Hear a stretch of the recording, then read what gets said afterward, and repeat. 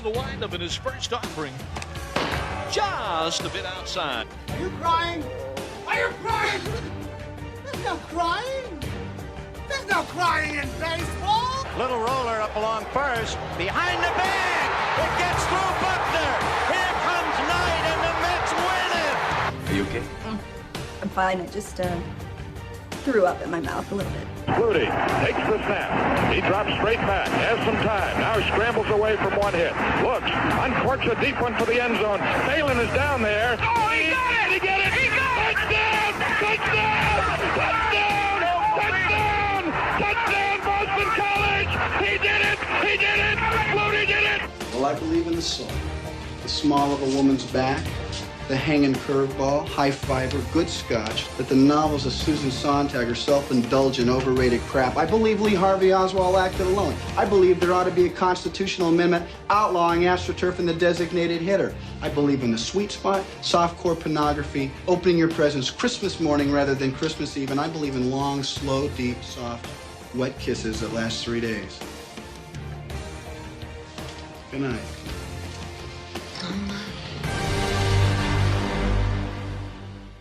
Hi, once again, everybody. I'm Ed Berliner, and welcome into another edition of The Man in the Arena, The Sports Reporters.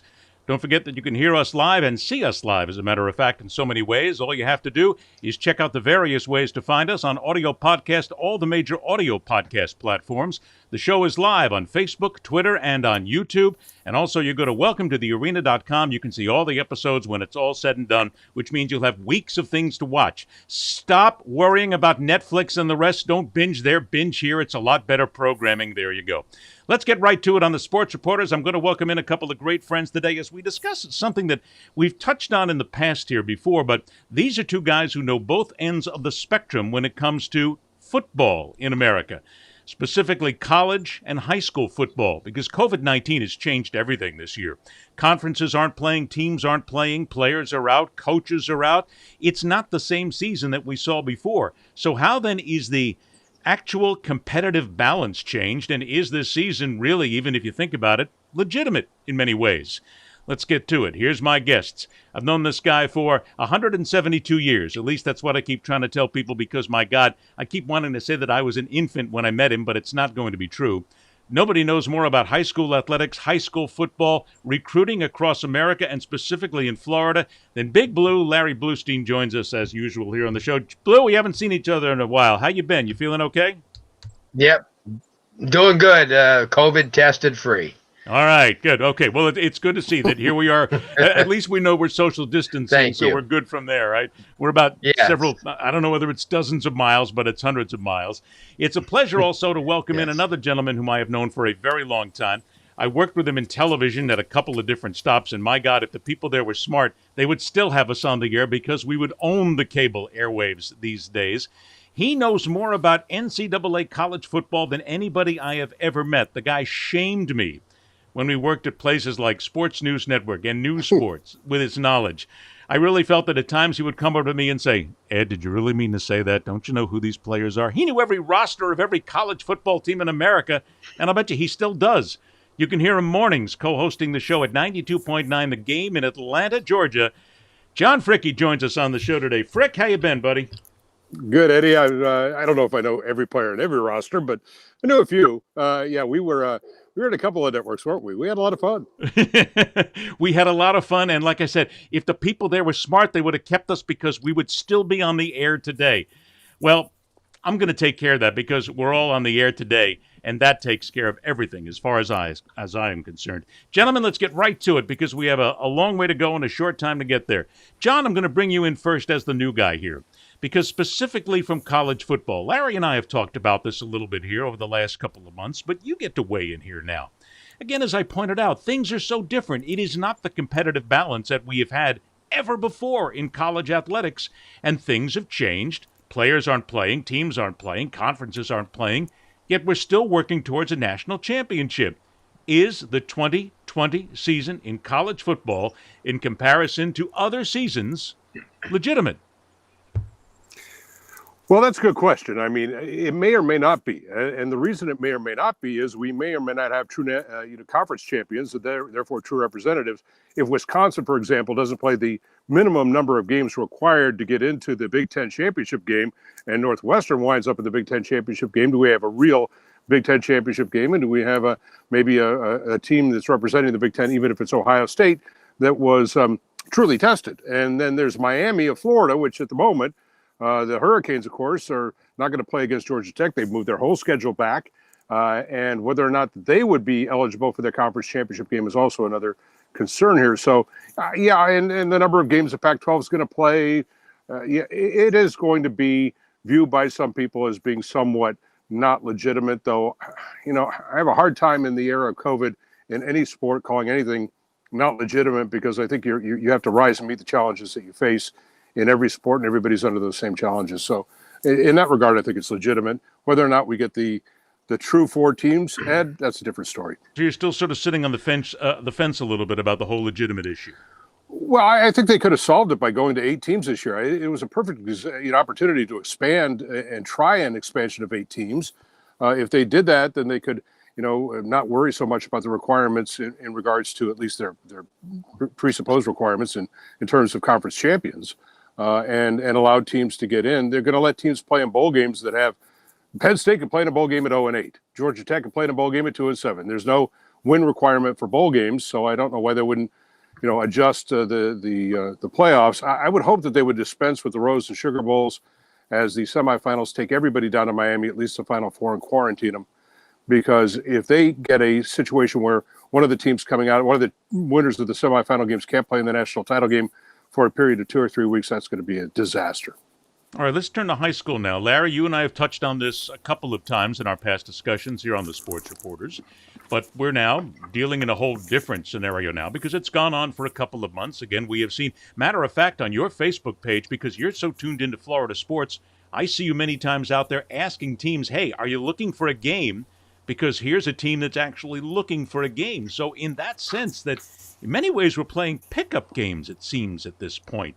Is the high school football season, whether it's Florida or any place else, when it comes to deciding a champion, legitimate in 2020? Yeah, no, it's not. Obviously, when you cut out 7 of the 8 championship teams from last year, you gave Miami-Dade, Broward, and Palm Beach County an ultimatum in Florida. I'm sure it's happened a lot of places across the country, but they weren't ready. Miami-Dade, and Broward, and Palm Beach County weren't ready from COVID numbers, from science numbers, to play until November 1st. And what are we, 15, 16 days ago? Miami Central, which is a national power every year, comes into the playoff game this week in the second round because they've had forfeits in the play-in game, which I don't know what a defending state champion needs to be playing in a play-in game. And last week, again, in the first round, got buys. They've played 8 quarters of football. They lost to Miami Northwestern 21-14 6 weeks ago. They're 0-1. Not because they've had COVID or COVID issues, but all their opponents have had COVID issues. And certainly it's taken, if Miami Central wins a state title, they're going to be 3-1 on the season. Well, or that's 4-1 on the season. It's a terrible thing to say to the kids because the kids are the ones that you really play it for. Well, okay, if we're going to be really nice about this, that's what we try to tell ourselves at least. But what do you tell the student athletes themselves? Hey, you're not real legitimate champions. These kids are going to get a trophy and a watch. It'd be nice if they got a gold watch or something, but it's going to be tough to tell them, hey, kids, look, this season is tainted forever no matter how you look at it, and nobody's going to think of you as a real champion because of a lot of mistakes adults made along the way. Yeah, exactly. And I think, the whole thing, I think California got it right. I think Virginia got it right. I think that Nevada got it right in starting their seasons January 1st. No questions asked. And we've gone over this. You have power to be at every level of the associations, of all the state associations. And a lot of them like Florida, it came down to a vote. It shouldn't even be a vote. It should be if you're the director of all the schools and you're making the big bucks to make these decisions. You step in and say, okay, guys, we listen to science. We pay good money to. I think they used the Mayo Clinic, for what date would be, and they ignored it. So to me, that's when we had that meeting and all bets were off, when they started ignoring what science was telling them, what the CDC guidelines were. And all of a sudden, you have teams that started their season September 2nd, 2 months before the teams in Dade, Broward, and Palm Beach County did. So now as you start the playoffs, you have Panhandle, Florida teams that have 11 games. And you have Miami Northwestern playing their third game this week. Well, let's go. And let me stop there and let me bring John in here, because I also want to talk about the science from the college side of things as well. Because, John, Larry makes a great point here, because we had athletic directors and administrations and high school athletic associations who really couldn't care less about the science. They couldn't give a damn. And we look at the landscape of college football. It looks as if, from the outside looking in, that it is exactly the same. It is even more about the bucks and the stadiums and putting people in there. But correct me if I'm wrong, I don't see a lot of college administrators basically the first thing out of their mouth saying, here's the science that we've learned. No, the first thing that I hear is, how do we keep everybody in the stands so that we can make a buck? Or am I just basically over-exaggerating this? Well, it's a business. I mean, yeah, I know you're not over-exaggerating. We all understand that. I mean, we're losing programs left and right. Michigan State is dumping swimming and diving. This school is dumping, their wrestling program. I mean, we're on the verge of having small schools not have athletic programs at all. So, there's a lot of business that's involved here, especially in this day and age where it's going to be a sea change in college football. It had nothing to do with COVID. That's the name, image, and likeness that's going to take part here soon, where we're going to get players who can start to make money for the first time. So that's going to really change college athletics. Well, let's stop there, because heavily in debt. You've just hit on this, and so let's stay right there. With COVID-19 then becoming the issue that it is and having the impact that it has right now, how is this then going to affect going forward with all of these sea changes that are going to happen? Because, hey, John, college football has been a huge money-making machine for decades now, but all of a sudden they got a lot less money after one season. We both know that nobody's going hungry because the TV contracts are still there. But how is this all going to basically wind out then? Well, but the schools aren't going to be kicking out any of this cash. This is all endorsement money. It's camp money. It's clinic money. It's not going to be coming from the schools. It's going to be coming from outside sources. And it's going to really be, monitoring the outside sources and monitoring the amount of money that these athletes get in these endorsements. I know they'll cap it. They haven't done that yet. They'll cap it. But, what's to say that, there's going to be even more money under the table for, football players to run football camps, for example.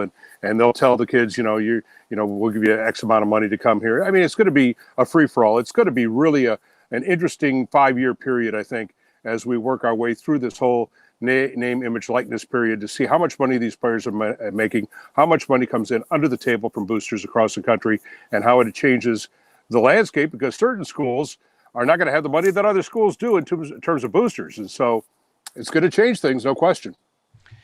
Larry, how's it going to change things from the high school aspect? Because what John brings in, and of course we all know, we've all been around thousands of years, is that we have the television money, the endorsement money. We have all this cash that's sitting and floating around college athletics. They could swim in it. But from high school, they don't have that kind of money. You have state associations, basically, and there's a lot of money that mysteriously disappears over the years. But in places like Florida and others, what will COVID-19 do to their finances as they look to move forward? And again, not just in football, but in athletics in general in high school, which is so dependent on donors and those ticket sales that come at those 9,000-seat stadiums. John brought up a great point, because how are you going to differentiate, what's a booster money, what's earnings, and it's going to trickle down to high school, because you remember the days of the prized athlete who mysteriously found that $200-300 rolled up in his socks, and so it's It certainly is. I mean, to say it isn't, you'd be blind, because there's and it's not the schools. Well, I guess it is the schools, because it's the boosters. It is the and the school's boosters fault. really Let's have no put it that way, regulation. because look, guys, whether it's high school athletics or whether it's college athletics, everybody has got to be prepared sooner or later for the golden goose to essentially get cooked sooner or later. This couldn't go on forever. I don't care whether it's high school and especially college. You can't go on at this level forever, making 8, 9, 10, 15% more on your money every single year. Well, you know what? I'll tell you what. It really starts in the SEC, because the SEC has probably more crazy boosters just rolling around with tons of money that they want to get. They just saw Johnny at the football game. They want him, John. They want him on campus. They want him next year in Athens. And I'm not pointing fingers. It's just a reality of things that that the boosters, and Ed, you could say it's an extension arm of the school, but at the same time, the boosters have really no regulations. They don't sit around with the president and say, well, if you don't do this, or they don't care. They have loads of money. They're proud to be, in College Station every week, and they're proud to be in Tuscaloosa every week, in Athens and Starkville. And I'm pointing out the SEC because it's just a big money conference. And right now they're by far the best overall conference, from the aspect of drawing fans. I mean, when they're allowed to draw fans, I mean, you can't get a seat in Neyland Stadium or a lot of these places. And it's the way of life. It's not like that in the Pac-12. I mean, there's a lot of interest because obviously football controls every institution, but at the same time, you can't stop Johnny, Texas A&M grad, who's really no part of the school, from making the 5-star, look at Texas A&M. And I'm only getting on Jimbo because, Jimbo's notorious for, for making things happen. Well, Jimbo like sort of deserves it. Let's put it that way. So let me work on that, and let me go to John, because you brought up the SEC, which I think is fair to do. So, John, we're looking at conferences who have, again, awash in cash, but things are going to change. Mm-hmm. I think Larry pointed it out very well. As we move past COVID-19 into 2021, are we looking at some of these? And I want to stop myself from saying this, because I know, having been around a long time, it's really a dumb question to ask, but I'll ask it anyway. Are we looking at conferences that are going to start losing so much money that you pointed it out? They're going to have to lose sports, but there's going to have to be an eventual pullback here. We've got to stop spending this ridiculous amount of money here. We've got to bring these programs and these conferences under some kind of order here, because we don't have the cash. At least that's what they'll say. But we know they do, or do they? See, there's the variations of that question. Well, they've got the money. I mean, I don't think money is really an issue. The Power Five will break away at some point. I'm surprised it hasn't happened already, and that this wasn't the impetus for the Power Five to break away. They make enough cash. Where they cook the books in a lot of ways. I mean, we all understand this. Boosters give a lot of money. Booster A at the University of State University will give $100 million to the university for a new, chemistry lab, and in exchange for that, what he wants is access and tickets and things of that nature. And so it's all in the endowments of the university. Don't get me wrong here; these universities have incredible endowments. Harvard's endowment is $38 billion. So I don't think Harvard's hurting for cash anytime soon. Even the University of Georgia has a $2 billion endowment. They've got plenty of money. They just want the athletic departments to be self-sufficient and not have to tap into the general fund in order to fund themselves, which means I think the NCAA is going to see the Power Five break away, set its own rules, and they're going to turn a lot of secondaries. What you're going to end up with, Ed, is you're going to end up with kind of a new NCAA that will no longer – you'll see a lot of sports like women's tennis and swimming and diving and lacrosse become club sports that are non-scholarship. That's what will happen.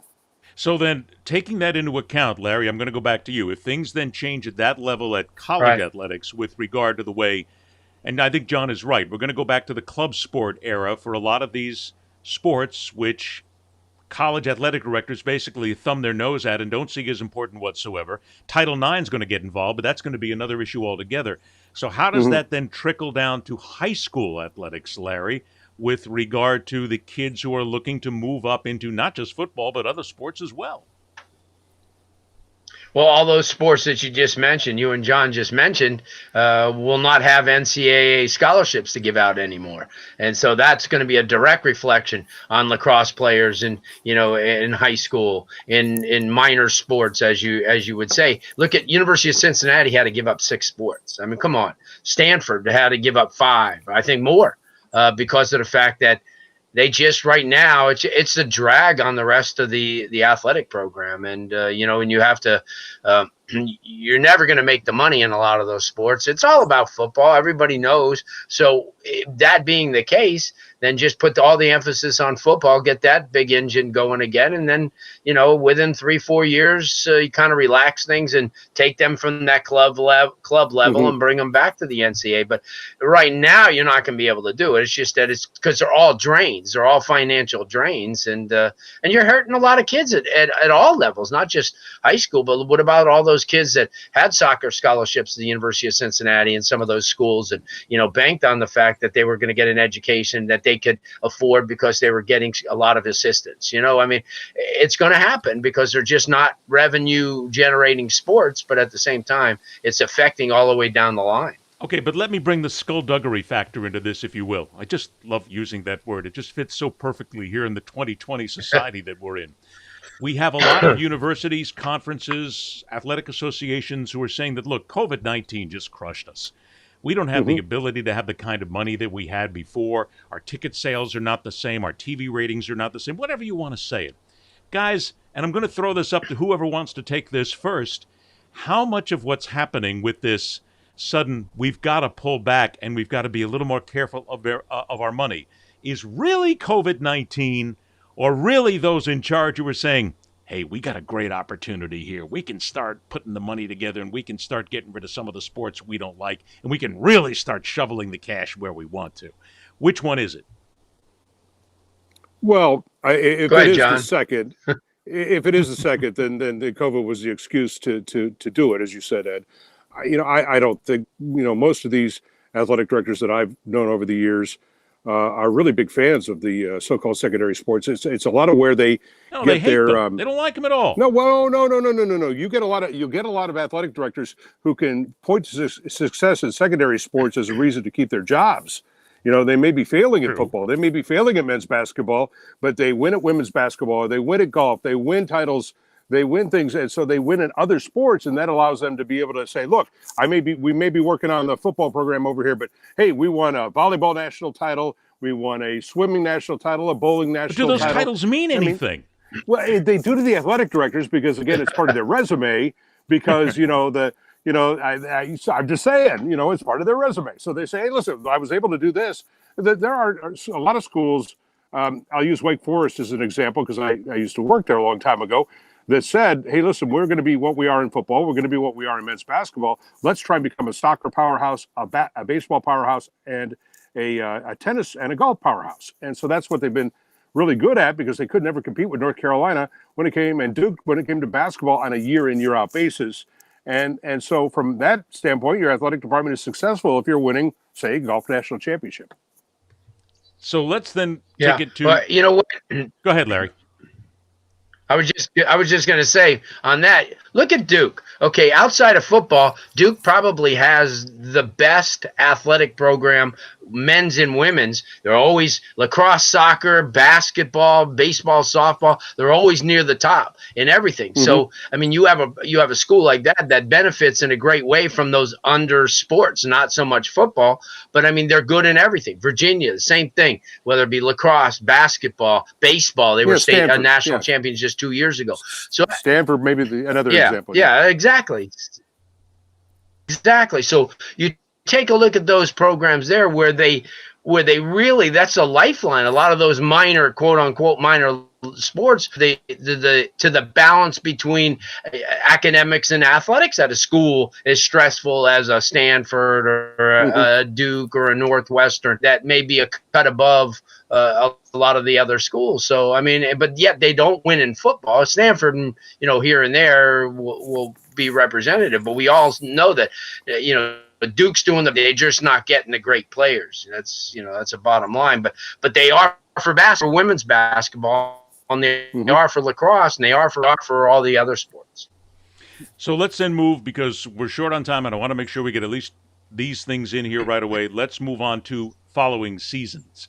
Because now that we've had COVID-19 and a lot of college players and football players are worried about where they're going to go and if they're going to get their scholarships next year, we're now looking at rosters as we move ahead. Let's turn to the business here. And, John, I'll come to you here first on this one. Because now that things have changed, certainly it's a different era where recruiters for colleges don't necessarily have to go on trips anymore, which Larry will talk about in a second. They can do a lot of it virally. But how is this going to impact the rosters and the power of certain schools, as now there's not as many high school games being played? There's perhaps not as much practice time, if you will, for them that they like to see from their high school players. Or will it not make any difference whatsoever because they're so ingrained in how they do things that they're able to tell who's going to be the power, and they'll still pick them, and the good teams will still say good, and the poor teams will still have to struggle? Again, I'm going to go back to name, image, likeness here. When you've got Sam Walton and the Walton family at Arkansas, when you got Warren Buffett at Nebraska, when you got Phil Knight at Oregon, and the unlimited amount of money of people like that to be able to, and again, I don't know how they're going to cap it here, is going to be a potential game changer for a lot of schools. I mean, he who has the most money wins. The ability to recruit, Ed, is going to be based about how much I can pay you to give speeches, to endorse my product, to hold a clinic or a camp. So, because a kid is going to come to you and he's not going to say, hey, listen, there are kids who are going to go, hey, listen, I want to win a national title. I want to get to Alabama. But a lot of these young men, especially those who are, struggling in life, are going to go to these recruiters and say, okay, spell it out for me. How much money can I make? And so, this 5-star kid is going to go to, to one school, and the school is going to go, oh, we can pay you, $10,000 a year. Another school is going to go, we can pay you 20. And somebody's going to come in and say, we can pay you 100. And unless they govern this, that's why it's going to be so interesting to see how this changes college athletics. Because if you can't govern this, then, it's going to make what happened in Texas in the 1980s look like nothing. I mean, the amount of, money that's going to change hands is going to be phenomenal. So, yeah, I think that, and this whole thing about that one of the reasons Power 5 wants to move away is the whole self-policing thing of the NCAA. I think wait a minute. Self-policing. Yeah, I know. I think the Power 5 just wants to pay the players. Yeah. That's never going to work in any sense. Larry, then I come to you with basically the same question. High school kids now looking, and again, colleges are able to look at them virtually and virally more than they ever did before. How is this going to change as that group then moves up to the next level, or will it have any change at all thanks to the COVID-19 changes? Well, you brought the NCAA place to start. I mean, they've extended their dark period, which is just the smartest thing you can. Pandemic, this contact from the talk to them, they haven't seen them. Do you realize group of athletes has not been seen for 1 year physically by these coaches who pour in Florida and Georgia at a record amount of during spring. We're in November right now, and this is ending of last 18 for most teams that didn't play in the playoffs. 1 year that they didn't physically see a kid at a CAA deems that they're going to continue to extend the dark period. And I don't, nobody can understand that, because you need the relationships built. Because as you said, you had no spring, no summer, and those two areas and those two time periods are so vital, and they're probably the most important. Because why? Because the college coach comes down and gets in the kids' environment. Months later, the kids go up while the colleges are going through their spring or through their summer, and get in not only see the campus, but see the college coach work and see how he is and think, wow, I could play here. That end this year. So now, instead of saying, the NCAA saying, listen, I don't care. Gates, let these coaches call these kids just to get them somewhere. And their question about the backup, it's going to happen. It's going to be happening because there's a lot of guys who will have this extra year. They've been granted a year to play now. So that seniors are in high school right now, this and the 21 class, and it's going to create a huge logjam because you're going to get a lot of kids, that haven't played that want to stay around. Can you see somebody like pushing kids out the door? Bad rep. Here's the thing, because they talk about De'Aaron King, and I wonder if we can get him back. And the Tyler Van Dyke kid who was a baseball prospect who's waiting to get his reps. And that's things if you kids around too long just because there's a log jam at the next level, you're going to hurt your program because no longer these promises where you could say to the kid, you come in January 4th, get in there, you're really going to be a freshman and you're going to be able to compete for playing time. Now I think they the word can't make those that you used guarantees in there is a anymore. good one because that's what's really going to happen, and we're going to have to address that at a later time. We're running short on time. I want to make sure we get one last thing in because I want to get both of you to opine on the biggest story in college athletics right now. Look, here's one thing that I want to tell people. When you got USA Today coming after you, you know that you're in trouble. And you know that it's pretty much going to stick. They have done that good a job over the last couple of years when it comes to investigating high school and college programs specifically. USA Today comes out with a story about LSU, sexual misconduct, and it absolutely seems without question whatsoever from everybody that you read right now that what has happened here is LSU knew what was happening and has done the best that they can do to hold back on all of the sexual assault allegations. I mean, Ed Orgeron right now, there are many people calling for his immediate ouster, and you've got people saying that this is going to be a program that will have to undergo a thorough cleaning. Whether or not they actually get to that cleaning and whether or not that cleaning does anything is the next step. John, as the guy who deals in college athletics, first of all, I come to you for a short response on this. What's your take on what's happening at LSU and what you think will happen with regard to Orgeron and the program? Penn State, Michigan State, LSU. I mean, really, it's that simple. And I think if they want to get rid of Ed Orgeron, 1 year removed or even less than that from a 14-0 national title year, I think they have cause. He just signed a 6-year, $42 million deal prior to this season, but I think they could probably let him go for cause, which would mitigate most, if not all of that. Of course, he had the very public divorce and the pictures that leaked of he and his fiancee that was really ugly a few months back. So I think that there will be a purge at LSU, and it'll just set the program back 4 or 5 years. But like Penn State and, I guess Michigan State, they haven't come back yet, they'll be able to weather this storm. I mean, Louisville's weathered it. All the allegations at Louisville and both the football and basketball programs. Schools go through this, and it's unfortunately for LSU, not unfortunately for LSU, that's the wrong way to phrase it. For LSU, this is their turn to go through this. What they did there was horrifically wrong. And it's not so much to me that the athletic program suffers anything at LSU. It's that the people who hid this are arrested and charged and indicted. And let's not forget the victims involved in this as well, who are basically of course just being ignored at every single turn. Larry, your take on this? Yeah. Well, I've said that all along at Penn State, not to bring up, I have a lot of Penn State friends, but look at how many lives were altered for eternity there. I mean, there's going to be so much, a lot of these kids, still taking, therapy around the clock to forget what happened there. So I think that always plays on the minds of the decisions. And I agree with you guys. The only way, and isn't that something? January 8th of this year, they were at the pinnacle, the highest you could get in a program, undefeated season, just a dominating football program. Everybody there feeling so darn good. They had the #1 draft pick in the NFL. I mean, how a program could go from those heights in less than 8 months. Well, they thought they could get away with that's it. what I'm saying. 10 all months. Of the programs that every one of you just mentioned, Orgeron and the rest of them, they thought they could get away with it. I mean, that's really what we're down to here, isn't it? Yeah. Mm-hmm.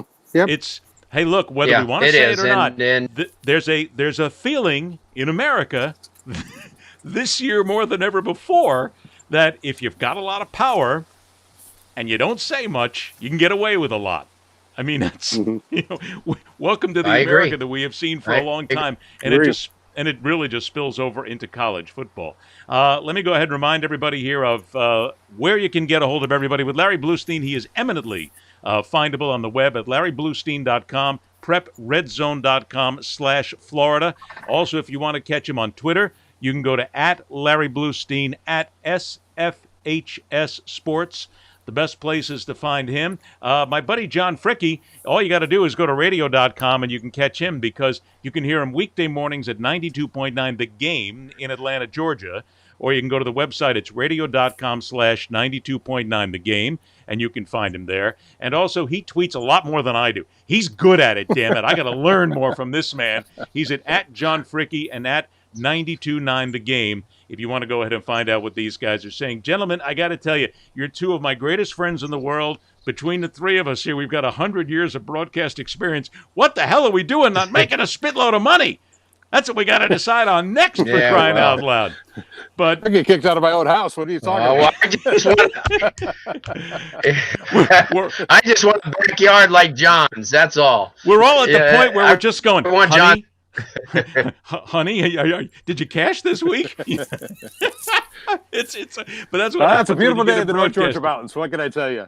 Hey, that's what it is. Guys, I cannot thank you both enough. We're going to do this again because having the two of you guys together, the knowledge that's in here, we could do this show for hours and hours on end, and we will do it one of these days. Gentlemen, thanks so much for joining us. Hang tight. We'll hook you out here in just a couple of seconds here. I want to thank Larry Blustein. I want to thank John Fricke. I want to thank you especially. Don't forget, go to welcometothearena.com where you can catch all the episodes. Don't forget that we are also... And if we go ahead and take down the banners here as well, you can find out all the places to find us on live, all the audio podcasts on all the major platforms. Go ahead, check us out there, listen, and please subscribe. Thanks so much, everybody. Thanks to John. Thanks to Larry. Be safe, please, and take care of yourselves. Until we meet again, I'm Ed Berliner. Rock on, true believers. See ya! Be sure to stay connected on social media with questions, comments, conundrums, you name it. It's @BerlinerSpeaks on Twitter, Facebook, and on Instagram. A great place to talk business and learn a lot more about what we do is simply check us out on LinkedIn. Just go there and search out Ed Berliner. A reminder that every single episode of The Man in the Arena is uploaded to YouTube. Just go to welcometothearena.com, or if you're on YouTube, search out Ed Berliner Media. If you would prefer to listen to The Man in the Arena, every episode is available for download on all the major audio podcast platforms. The Man in the Arena is produced by Entourage Management, LLC and Entourage Media.